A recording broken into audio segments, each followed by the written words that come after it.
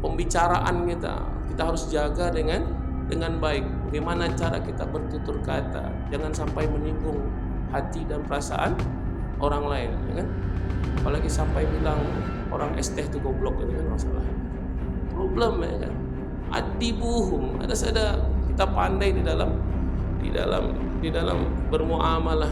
Maka dalam sholat pun tadi disebutkan, ketika dalam sholat kita ada adab-adabnya. Seperti dalam sholat dalam banyak riwayat disebutkan, cara pandang kita dalam sholat saja itu harus diperhatikan. Ibnu Abbas ketika beliau menafsirkan surah At-Tahrim tadi ayat 6, beliau menyebutkan, ya ayyuhalladzina amanu, ketika Allah memanggil orang-orang beriman, hai orang-orang yang beriman, ku anfusakum wa ahlikum nar, jagalah dirimu dan keluargamu daripada api neraka. Waquduhan nas wal hijarah, yang mana bahan bakunya adalah dari manusia dan batu. Kenapa batu? Karena batulah yang banyak merusak manusia, ya kan? Batu bata, ya kan? Banyak merusak manusia itu.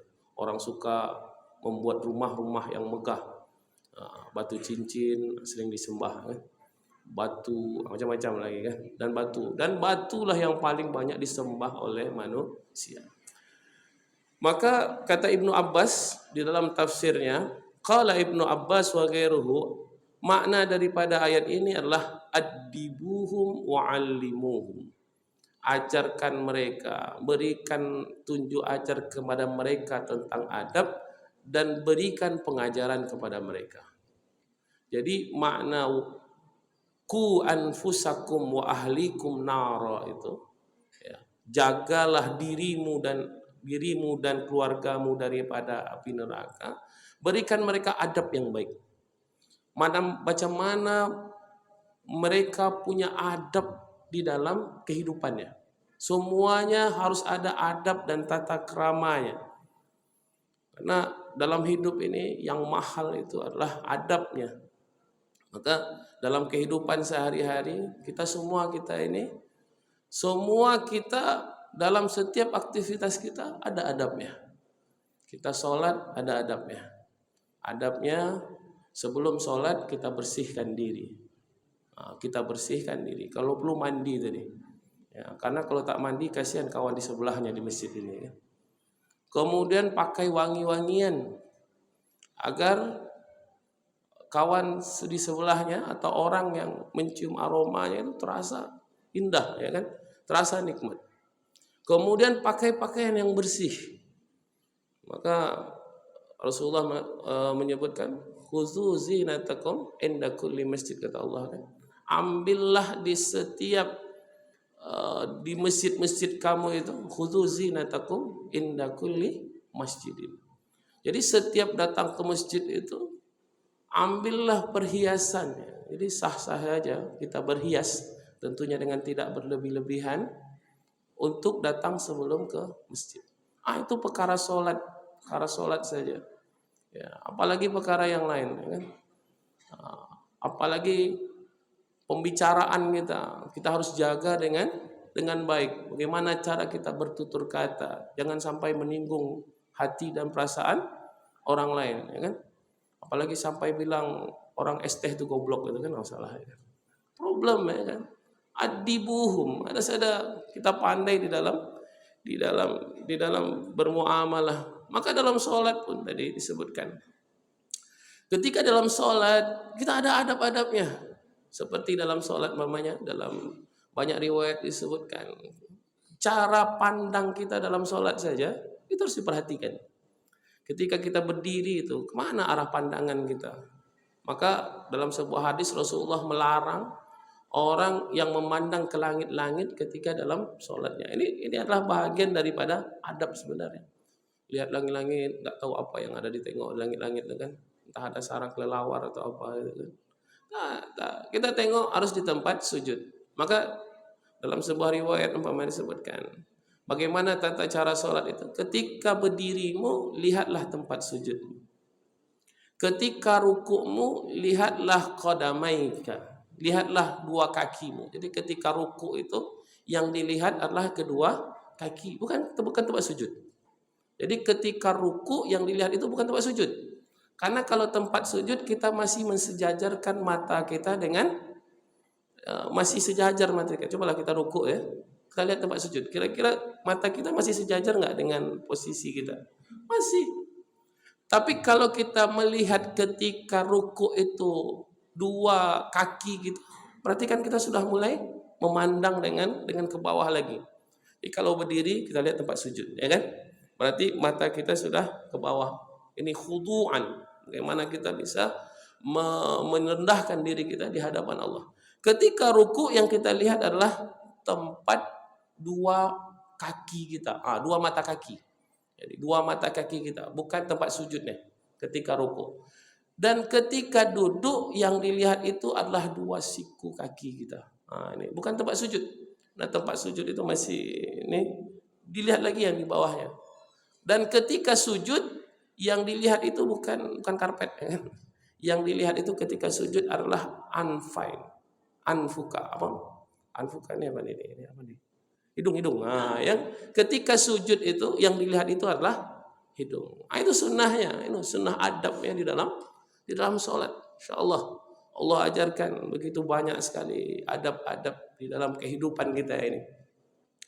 Maka kata Imam Ibnu Qayyim Al-Jauzi dalam kitab beliau ini, makna adab itu maknanya adalah ijtima'u khisalul khair fil abdi. Ijtima' itu berarti dikumpulkannya. Jadi dikumpulkannya segala kebaikan kepada manusia. Itulah adab sebenarnya. Jadi adab itu segala kebaikan ketika dikumpulkan kepada seseorang, itu disebut dengan adab. Wa minhul ma'dabah, maka ada istilah di dalam bahasa Arab itu disebut dengan ma'dabah. Ma'dabah itu maknanya at-ta'am alladhi yajtami'u alaihi nas. Ma'dabah itu adalah makanan, ya, makanan atau hidangan kita katakan. Alladzi yajtami'u alaihi nas, yang di mana kalau yang namanya hidangan pasti orang-orang akan berkumpul di tengahnya. Kan? Jadi yang namanya ma'dabah itu, jadi dari adab itu berasal dari kata ma'dabah, istilah lainnya itu kan. Jadi seperti hidangan. Orang-orang yang punya adab pasti orang akan dikerubungi, yajtami'u alaihil insan. An-nas yajtami'u alaihin nas. Jadi manusia akan mengerubunginya. Orang yang punya adab, niscaya mereka akan menjadi idola di tengah masyarakat.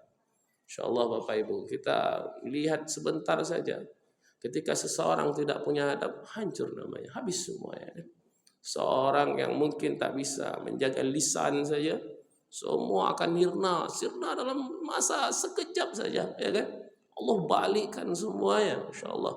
Allah tampakkan, ya kan? Orang yang su'ul adab, ya kan? Pencuri, misalnya koruptor, ya kan? Kita lihat hari ini disanjung orang, begitu besok dia korupsi, orang tak ada tengok lagi, habis semuanya. Habis semuanya. Su'ul adab. Maka adab adalah sesuatu yang sangat mulia di sisi Allah Subhanahu wa taala. Maka kalau kita lihat dalam sebuah istilah ya, di dalam ilmu adab ada satu ilmu yang kalau kita di perguruan tinggi, kalau di fakultas ada namanya, kalau di beberapa tempat tuh fakultas adab. Maka fakultas adab itu didefinisikan ilmun islahil lisan wal khitab. Ilmu yang mempelajari bagaimana memperbaiki ucapan dan khitab, bagaimana kita bertutur kata dengan baik, ucapan serta berkomunikasi dengan baik. Ini namanya adab. Jadi bagaimana islah, memperbaiki. Jadi komunikasi kita dengan kawan, dengan orang tua, ya Masya Allah, orang yang bisa berkomunikasi dengan baik, maka dialah yang akan menguasai dunia ini. Orang yang pandai berkomunikasi, coba sekarang. Saya kalau di kampus itu, saya lihat mahasiswa yang paling pandai itu mahasiswa komunikasi. Paling ramai mahasiswa komunikasi. Karena di dalam ilmu komunikasi itu kita diajarkan bagaimana kita bisa berbicara dengan baik. Nah, yang pertama bicara dengan jelas apa maksud tujuan kita.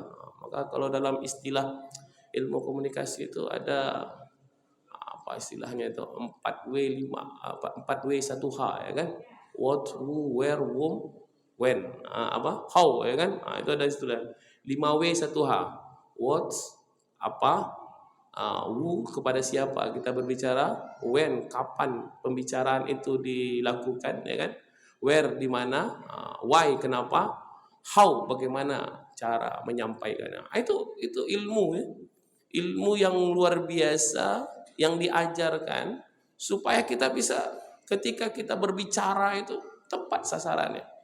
Ini siapa yang mau kita hadapi ini? Ini orang pandai atau orang biasa-biasa saja? Kalau orang berilmu, lain cara menyampaikannya, kan? Ilmu yang disampaikan itu pun lain. Ketika berbicara dengan dengan masyarakat umum, itu pun lain. Maka jangan yang terlalu pelik-pelik betul. Dengan istilah-istilah yang berat-berat, tak usah lah ya kan. Dengan istilah asimilasi, akumulasi, akulturasi, orang pun penting. Apalah tu, yang tahu nasi basi cuma ya kan. Tak perlu karena kita mukhatab, khitab ya kan, sebut dengan al-khitab. Orang yang kita hadapi itu kita harus tahu pasti dia kedudukannya seperti apa, posisinya seperti apa, ya. Kemudian bahasa apa yang dia bisa pahami, ya kan? Ketika kita di Indonesia, kita gunakan bahasa Indonesia, ya kan? Ketika kita di Jawa, kita lebih gunakan bahasa Jawa, ya kan? Lebih mudah dipahami dan dimengerti. Apa sebab? Karena itu bahasanya dan itu disebut dengan adab. Jadi orang yang beradab, orang yang ngerti bagaimana memperbaiki tutur katanya, kemudian bagaimana dia tahu siapa lawan berbicaranya. Wa isabatul muwaqi'ah. Kemudian orang yang beradab itu lafaz ucapannya itu mesti jelas. Maka di dalam pentingnya ketika kita salat, kita memperbaiki bacaan itu penting Bapak Ibu. Jadi membaca lafaz dengan baik itu betul, harus penting. Ini Pak Imam kita lafaznya insyaallah luar biasa itu. Jelas bismillahirrahmanirrahim. Jelas. Makharijul hurufnya jelas. Letak keluar hurufnya itu jelas. Dan itu bahagian daripada adab kita dengan Allah. Jadi orang yang tak mau memperbaiki bacaannya, berarti dia susah kita mengatakan dia punya adab dengan Allah. Dari zaman dulu nga'udzubillah juga lagi kan. Ada jumpa Masya Allah. Dari zaman dahulu udah perbaiki. Mungkin sudah dari sononya gitu ya. Nga'udzubillahi minasyaitonirrajim. Ya Allah, ya itu. Tapi harus walaupun mungkin sudah menjadi tabiat, sudah menjadi kebiasaan, tetapi harus diperbaiki. Karena wa isobatul muwaqi'ah, lafaz yang jelas. Ketika kita membaca ayat-ayat Al-Quran itu sangat penting. Maka ketika kita di dalam salah satu yang mungkin kalau saya katakan kita ini mungkin sudah kategori wajib kita tahsin al-qiraah itu. Memperbaiki bacaan, tahsin al-qiraah, memperbaiki bacaan kita dengan baik. Makharijul huruf kita di mana, gitu kan? Mat itu kita perhatikan. Kemudian ini juga termasuk ya kalau saya katakan seperti ini. Ketika kita membaca ayat-ayat yang berkaitan dengan sorga, ada rasa gembira di dalam diri kita. Jadi umpamanya ketika bicara tentang ini surah Al-Waqiah umpamanya kita bicara tentang wa kuntum azwajan salasah, kalian itu ada 3 golongan kata Allah. Fa ashabul maimanati ma ashabul maimanah, ada kegembiraan itu. Golongan kanan, siapa itu golongan kanan? Wa ashabul masyamati ma ashabul masyamah. Ada kesedihan dalam kita ketika kita ingin bercerita tentang orang-orang golongan kiri, ya kan? Wasabiqun as-sabiqun, orang-orang yang berlomba-lomba dalam melakukan kebaikan. ulaika humul muqarrabun. Mereka orang dekat dengan Allah. Fi jannatin na'im. Ini tentang surga.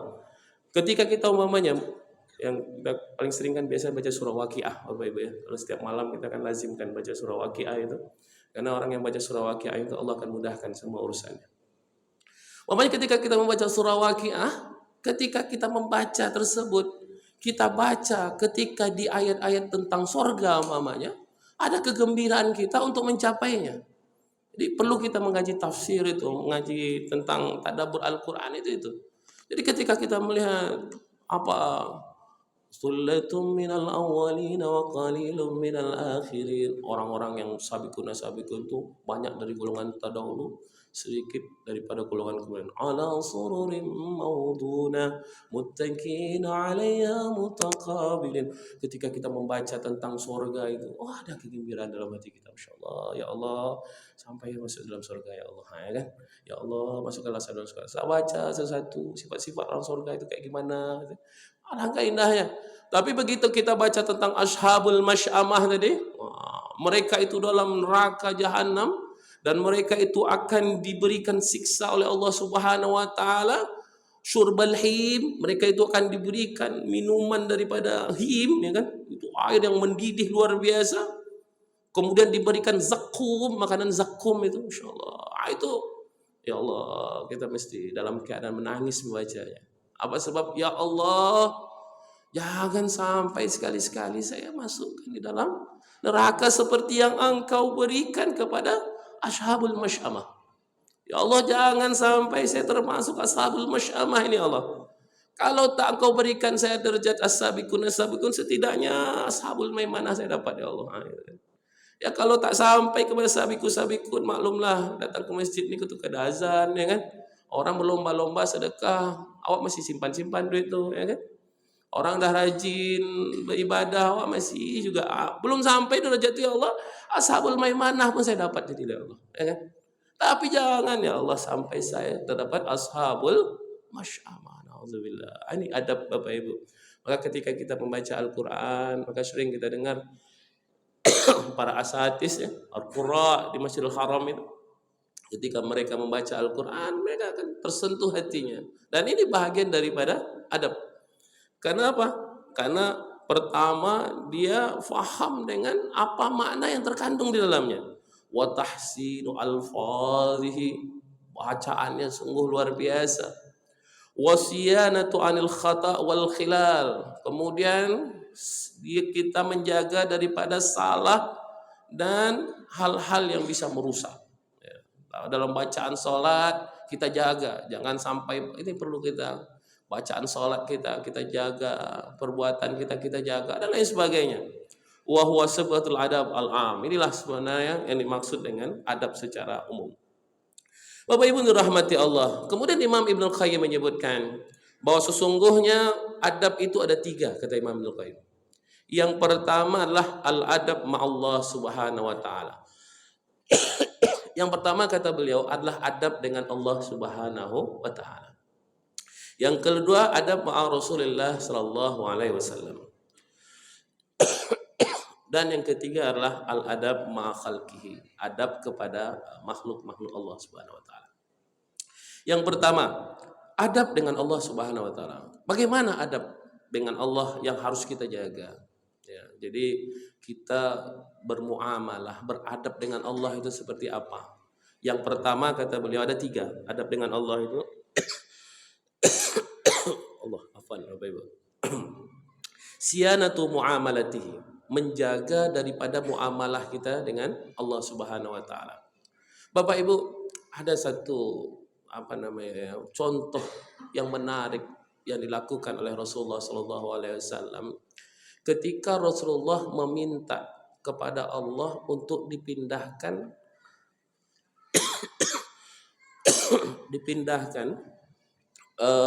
kiblat itu dari Masjidil Aqsa ke Masjid Nabawi.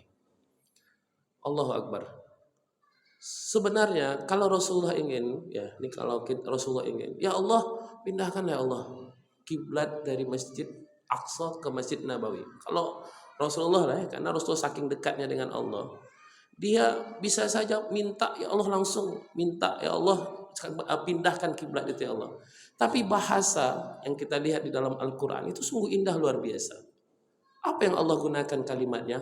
Qad nara taqalluba wajhika fis sama'i falanuwalliyannaka kiblatan tardaha fawalli wajhaka syatral masjidil haram. Insyaallah ini indah sekali Bapak Ibu. Kami telah melihat qad nara taqalluba wajhika fis sama'. Bagaimana kamu taqallub itu kalau kita artikan dalam bahasa kitanya itu Rasulullah sangat risau sekali. Rasulullah tidak berani minta kepada Allah, ya Allah pindahkan ya Allah, enggak. Tapi Rasulullah itu risau, ya Allah kalau boleh ya Allah. Nah, itu kan. Jadi Rasulullah itu qad nara taqalluba wajhika fis sama. Itu kalau dalam bahasa kita Rasulullah itu tidak minta langsung kepada Allah untuk dipindahkan Ka'bah itu dari Masjid Aqsa ke Masjid Haram. Tetapi Rasulullah sangat ingin sekali, ya. Rasulullah tidak minta, tapi Rasulullah sangat ingin sekali kalau kiblat itu di Masjidil Haram, mengikuti bapak-bapak beliau, yaitu Ibrahim dan Ismail. Maka dia minta qad nara, maka Allah katakan, itu bukan proses sebentar Bapak Ibu. 16 bulan, lebih kurang umat Islam menghadap ketika salat itu ke Masjid Aqsa 16 bulan. Selama 16 bulan ini Rasulullah senantiasa bermunajat, ya Allah, kalau boleh ya Allah, palingkanlah atau ya Allah jadikanlah kiblat itu Masjidil Haram. Masya Allah. Ini keindahan bagaimana Rasulullah itu menjaga adabnya kepada Allah ketika dia ingin meminta kepada Allah Subhanahu wa taala. Maka Allah katakan, "Fawalli wajhaka syatral masjidil haram." Allah kabulkan. Allah kabulkan langsung 16 bulan baru Allah kabulkan. Baru berpindah itu kiblat itu karena kiblat yang pertama yang diperintahkan Allah ke Masjidil Aqsa. Baru dijadikan kiblat Masjidil Haram itu setelah 16 bulan. Selama 16 bulan Rasulullah. Maka dikatakan dalam ayat qad nara taqalluba wajhika. Dan dilihat. Jadi Bapak Ibu, kalau kita berdoa, tiba-tiba kita ingin kabulkan, janganlah mimpi betul, ya kan? Bisa jadi waktu yang lama baru Allah akan kabulkan Rasul saja. Dan itu bukan untuk kepentingan Rasul, ya kan? Untuk kepentingan umat Islam. Apa sebab kalau di Masjid Aqsa nanti kiblat itu bisa jadi kiblat itu orang-orang Yahudi dan Nasrani merasa ini umat Islam ini ikut kami aja nih, ya kan? Karena pada waktu itu Masjid Aqsa ini di bawah kerajaan Romawi dan orang Yahudi meyakini disitulah namanya Haikal Sulaiman itu, istana singgasana Sulaiman itu. Jadi pada waktu itu Masjidil Aqsa ini sudah menjadi negeri sucinya orang-orang Yahudi dan Nasrani. Karena itu Rasulullah risau, ya Allah, saya ingin ada sesuatu yang berbeda ya Allah ketika engkau menjadikan Masjidil Haram sebagai kiblat. Dan Rasulullah melihat itu, subhanallah, Allah melihat. Dan itu Allah baru kabulkan di dalam beberapa waktu yang cukup lama. Jadi Bapak Ibu untuk rahmati Allah, ini di antara adab muamalah, ya. Muamalah dengan Allah Subhanahu wa taala, siyanatu muamalati. Bagaimana cara kita meminta kepada Allah Subhanahu wa taala? Bagaimana kita cara berhubungan dengan Allah? Kemudian siyanatu qalbihi. Bagaimana kita menjaga hati kita kepada Allah Subhanahu wa taala, wa la yaltafit ila ghairihi. Enggak pernah ingin untuk berpaling daripadanya. Maka dalam sebuah istilah, ya kan? Dalam sebuah istilah, kalau kita meminta kepada selain Allah, siap-siaplah kita akan dikecewakan, ya kan? Dan cukuplah permintaan kita itu hanya kepada Allah. Ini sebenarnya tauhid. Tetapi kalau kita sudah meminta kepada selain Allah, maka siap-siap juga lah kita dikecewakan. Siapa sajalah manusia ini, ya mau pejabat, penjahat, macam-macam lah semua, ya kan. Jangan pernah meminta selain kepada Allah, karena kita akan mudah dikecewakan oleh selain daripada Allah. Tetapi ketika kita sudah meminta, hati kita sudah terpaut dengan Allah Subhanahu wa taala, maka yang paling indah itu, ya, yang paling indah itu kalau seandainya hati kita senantiasa terpaut kepada Allah dalam kehidupan kita. Maka Jadi ketika kita bermuamalah, ini mungkin saya juga sering sampaikan, bukan kritik ya Bapak Ibu. Kalau kita hanya membayar zakat itu di akhir, kita menganggap hubungan kita dengan Allah itu di waktu akhir, betul tidak? Jadi kalau umpamanya gini, kita sudah berusaha nih, kita berdagang, anggaplah keuntungan, atau saya nggak celai gaji lah ya, gaji sebulan itu adalah 10 juta umpamanya. Kalau seandainya, ini mohon maaf, kalau seandainya kita hanya memikirkan setelah setahun baru kita membayar zakat umpamanya, mohon maaf, setahun kita bayar zakat, kita hitunglah zakat kita berapa. Kemudian kita mewakaf berapa? Anggaplah kita hitung zakat kita 2,5% bla bla bla. Umpamanya lah 25 juta. Di akhir baru kita bayarkan. Berarti kita bermuamalah dengan Allah hanya di waktu akhir. Tetapi kalau seandainya dalam perjalanan kehidupan kita ini, kita langsung membersamai dengan Allah dalam setiap langkah kita itu. Ya, umpamanya kita ada usaha, maka kita katakan, ya Allah, saya kasih 10% daripada usaha saya ini langsung kepadamu ya Allah. Kalau bulan ini saya dapat 10 juta, berarti 1 juta untuk hakmu ya Allah. Karena engkau bersama denganku ya Allah. Tapi nanti ya Allah, karena saya sudah bersama denganmu, karena engkau syarik. Syarik itu berarti ini ada hubungan ya. Hubungan yang kuat kita dengan Allah. Ma'iyatullah itu kan. Kan kalau yang paling masyhur itu yang dilakukan oleh 9 orang ya, di Mesir itu ya. Dia buat sebuah kampung, dia buat perdagangan. Yang ke-10 itu adalah Allah Subhanahu wa taala. Ketika dia masukkan yang ke-10 itu Allah dalam bisnisnya, ternyata bisnisnya itu berkembang dengan sangat cepat. Apa sebab? Setiap harinya dia merasakan kebersamaan dengan Allah dalam setiap bisnisnya. Ya Allah, ini pertanian ya Allah. Kalau gagal nih, gagal ya Allah. Ini karena 10% ada bahagianmu ya Allah. Engkau amankan supaya perdagangan kami berhasil ya Allah. Allahu Akbar. Itu disebut dengan ma'iyatullah. Membersamai dengan Allah di setiap langkah. Jadi bukan meletakkan Allah di akhir. Karena kebanyakan kita meletakkan di Allah di akhir ketika kita sudah membayar zakatnya. Ini tahun ini berapa zakat saya mau keluarkan. Nah, kan? Ini tahun ini mau dekat lebaran Ramadan ini baru saya hitung zakat saya sekian, saya bayar sekian sampai sekian miliar. Allahu Akbar. Bukan tak boleh, itu syariatnya ada. Tetapi yang menjadi masalah adalah hati.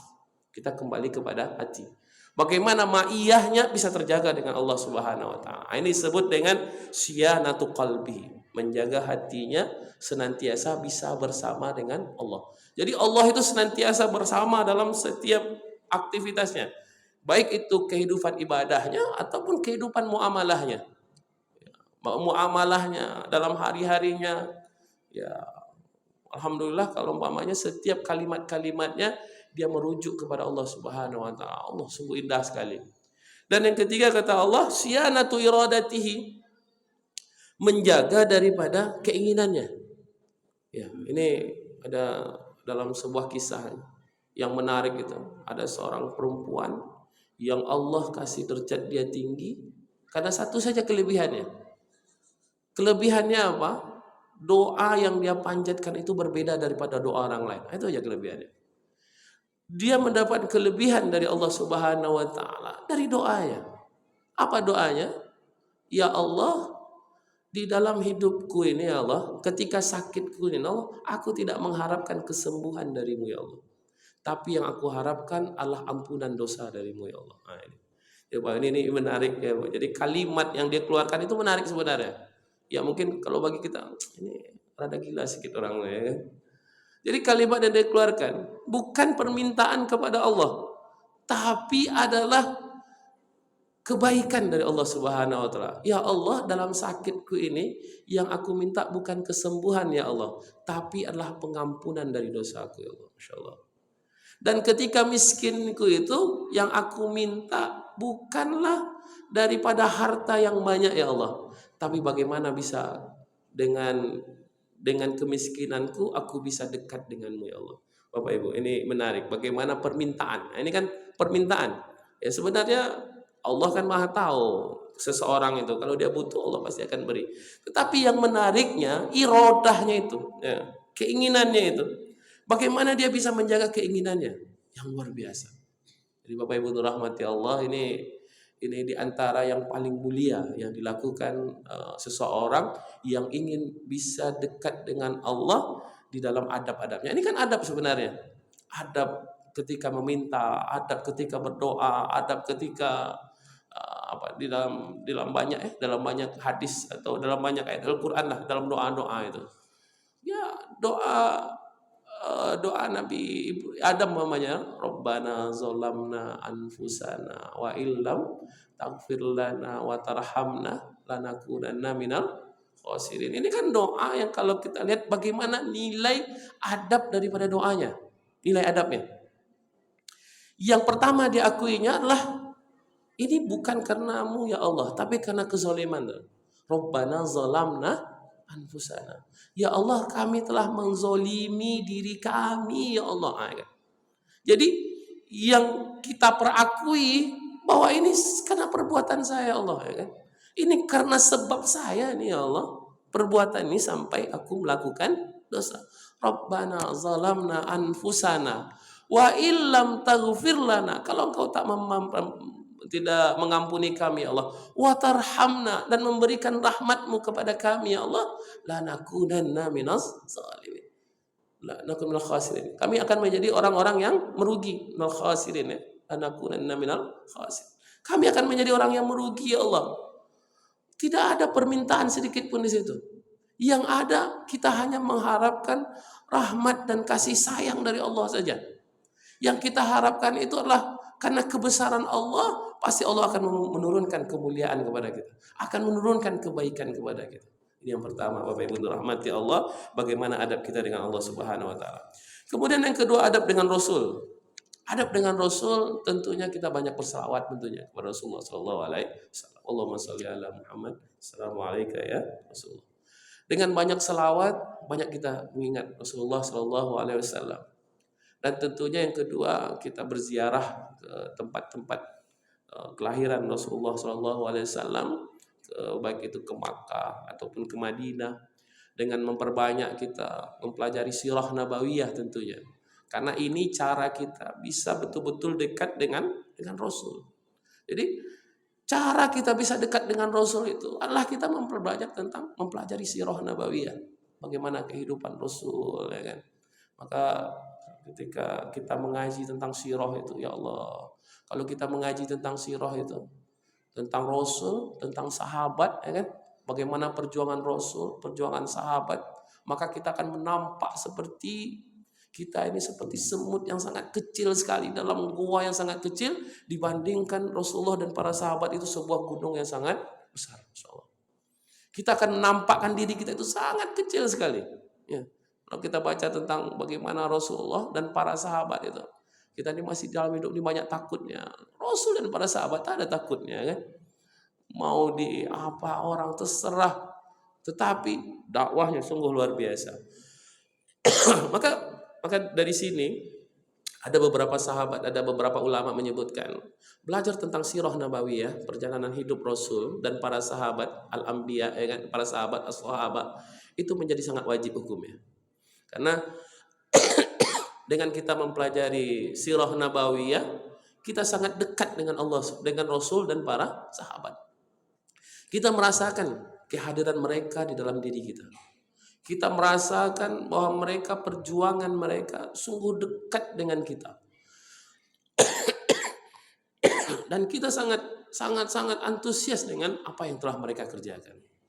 Jadi Bapak Ibu rahmati Allah, bahwa sesungguhnya orang-orang yang senantiasa menjaga hubungannya, maka ketika kita melaksanakan ibadah umroh umpamanya, atau melaksanakan ibadah haji, kita pelajari betul itu bagaimana Rasulullah SAW, dan kita lihat Allahu Akbar, bagaimana apa-apa yang dilakukan oleh Rasulullah itu adalah perkara-perkara yang sungguh luar biasa. Subhanallah. Sahabat-sahabat yang sampai sekarang kita masih melihat bagaimana perjuangan yang telah mereka lakukan, itu sampai sekarang kita akan melihat dengan dengan mata kepala kita sendiri dan merasakan bagaimana perjuangan yang mereka lakukan. Abu Bakar, Umar, Utsman, Ali, keteguhan hati mereka, keteguhan kebaikannya Abu Bakar, ya kan? Bagaimana keteguhan dan prinsipnya Umar, ya kan? Utsman yang menjadi orang yang sangat pemalu sekali. Kemudian bagaimana Ali dengan ilmunya yang luar biasa. Dan semuanya itu sungguh luar biasa. Dan yang terakhir Bapak Ibu rahmati Allah yang kita sebut dengan dalam kitab ini yaitu wa adabu ma'a khalqihi. Ini yang sangat luas sebenarnya kajian ini. Adab dengan makhluk-makhluk Allah, ya. Adab dengan makhluk Allah ini banyak sekali. Maka yang paling menarik sebenarnya tentang kisah Nabi Sulaiman dengan semut itu. Ya mungkin orang melihat Bapak Ibu kisah Nabi Sulaiman itu kan disebutkan bagaimana gagahnya ya Sulaiman itu ketika semut ini sangat kecil sekali ya. Kemudian waqalatin namlah itu kan. Semut ini berkata kepada semua rakyatnya, wahai rakyat-rakyatmu, masuklah kamu ke dalam lubang-lubang itu. Kalau kamu tidak masuk, niscaya kamu akan diinjak oleh Sulaiman. Ini sebenarnya kisah yang luar biasa kalau kita pahami maknanya. Yang pertama, kisah ini menggambarkan seorang raja yang paling tinggi, bagaimana kebesarannya Sulaiman itu. Ini kisah yang kebesarannya Sulaiman yang memiliki kekuasaan yang disebutkan di dalam Al-Quran, bahwa kekuasaannya Nabi Sulaiman ini tidak ada satu raja pun yang bisa menyamai Sulaiman. Mulkan ba'dah. Jadi dalam doanya Nabi Sulaiman itu, ya Allah berikanlah aku kekuasaan di mana tidak ada seorang pun yang bisa memiliki kekuasaan sama dengan kekuasaanku. Jangan berdoa pula macam ni kan. Jadi nanti jadi Nabi Sulaiman. Karena cukup satu aja Nabi Sulaiman itu kan. Karena kekuasaannya Nabi Sulaiman ini memang tidak terbatas. InsyaAllah. Dia menguasai semuanya, jin, semuanya, ifrit, sampai kepada binatang, angin, semua dikuasai oleh manusia. Tetapi kisah ini menggambarkan bagaimana Sulaiman itu tahu perkara apapun yang terjadi. InsyaAllah Bapak Ibu. Sekarang pertanyaan kita tahu enggak di kampung kita siapa yang sakit namanya kan? Kita tahu enggak sekarang jamaah kita ini siapa yang tak datang sekarang ini kan? Ini tengok-tengok kiri, siapa yang tak datang sekarang ini? Apa sakitnya? Jangan-jangan naik asam uratnya, ya kan? Kolesterol, apalagi ya, macam-macam, gula darah, gula batu, macam-macam naik. Ya? Kita tak tahu. Tetapi Nabi Sulaiman, insyaallah Nabi Sulaiman, Allah ini ajaran sebenarnya, ajaran. Bagaimana Nabi Sulaiman, seorang raja yang sangat besar, ya, seorang raja yang sangat itu tahu perkara rakyatnya yang paling kecil. Semut itu kan paling kecil. Sudahlah kecil dalam tanah pula lagi kan. Itu tahu dia keadaannya. Raja yang sangat besar. Kalau kita tanya tentang presiden sekarang, gubernur sekarang tak tahu dia tuh pasti kan. Di sana ada yang tak makan tak tahu dia. Tapi ini menggambarkan tak usah jauh-jauh, diri kita sajalah mungkin. Jamaah kita sajalah seberapa kita peduli dengan apa yang ada di sekeliling kita. Ini pengajaran sebenarnya kepada seluruh kita umat Islam ini, kita yang belajar Al-Quran ini. Bagaimana seorang raja yang sangat besar, yang tugasnya itu banyak. Ya, artinya jangan tidak adalah Nabi Sulaiman itu mengatakan ini bukan urusan saya. Itu kan masalahnya. Nabi Sulaiman itu tidak ada yang bilang ini bukan urusan saya. Karena semua urusan itu adalah urusan para raja. Dia harus tahu semua keadaan yang ada di sekelilingnya, insyaallah. Jadi ketika dia tahu seperti itu, subhanallah, ini pelajaran Bapak Ibu dirahmati Allah. Bagaimana seorang itu memang harus punya kepedulian yang luar biasa. Ini pelajaran daripada kisah Sulaiman dan kisah semut yang sangat kecil sekali. Jadi ini pelajaran buat semua makhluk-makhluk Allah tentunya, karena semua kita ini adalah khalifah di muka bumi ini.